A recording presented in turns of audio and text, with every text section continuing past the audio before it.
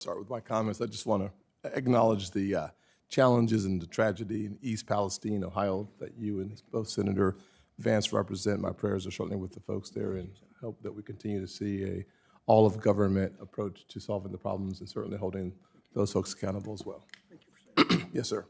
Last year marked the one-year anniversary of Russia's invasion of Ukraine.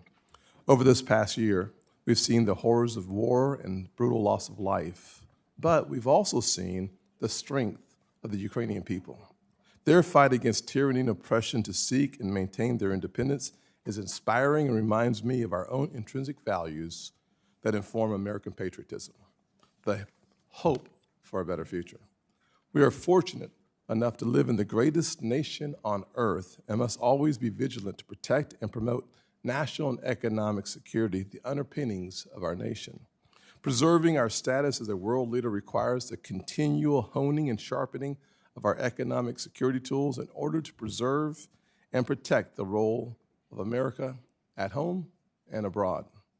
These tools are often pushed beyond our everyday conversations. Folks don't always bring up sanctions at the dinner table, at least not in my house.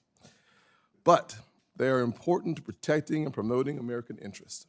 We've seen firsthand, whether it's with Russia or North Korea, that the tailored use of sanctions can be an effective foreign policy and economic security apparatus. Unfortunately, these same tools have been wielded as hammers instead of scalpels, resulting in pushing our adversaries toward closer cooperation with each other and further away from us.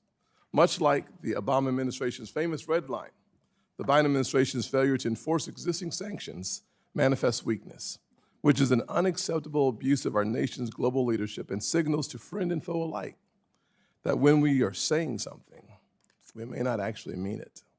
Recent reports of Chinese and Iranian support for Russian weaponry, flouting U.S. sanctions, is just another example.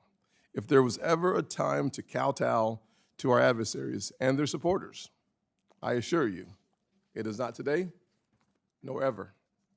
National security efforts should support, not detract, from American industrial leadership, a common sense principle. However, instead of using American oil and natural gas resources to aid our European allies and their efforts to cut ties with Russian oil, the Biden administration restricted American energy production to promote liberal climate change policies, punishing not only our allies, but everyday families stuck with higher and higher energy bills.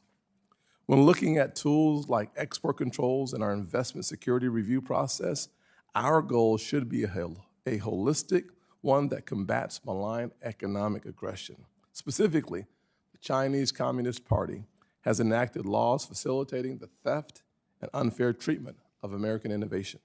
We must use our export controls to ensure sensitive technologies are not being shared with foreign adversaries, much like we must use the CFIUS process to ensure bad actors are not granted undue access under the guise of benign foreign investment. Economic security requires precision and strength. We must champion American economic opportunity. Hard work and ingenuity are two of the main drivers of the American dream, the same dream that our adversaries are working to stop. I look forward to hearing from our witnesses and on this important topic. Thank you. Thank